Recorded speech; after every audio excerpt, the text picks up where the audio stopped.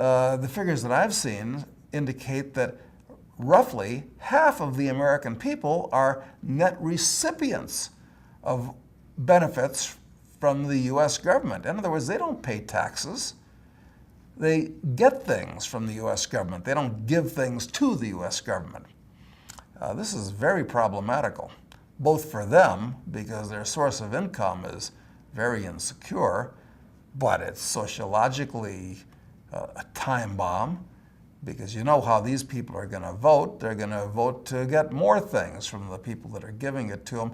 I mean, it's an atmosphere of class warfare that's brewing in this country at this point, where most people have very little and very few people on top have a lot. And I don't know what the consequences of this are going to be when going gets tough. Because one thing about financial and economic hard times, they always have political consequences, always. You can see what they were. What happened in the 1920s resulted in a wholesale reorientation of American society in the 1930s under Roosevelt.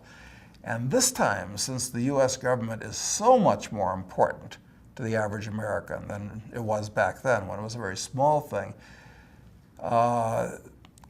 when we have real economic problems, financial problems this time around, people are going to absolutely, first thing, look to the U.S. government. The average guy who doesn't have anything is going to look to the government and say, do something, do something. And by God, they are going to do something. And it's almost always stupid and destructive. So that the political consequences of this looming economic catastrophe are going to be very bad. But it doesn't end there, because there are going to be military consequences too.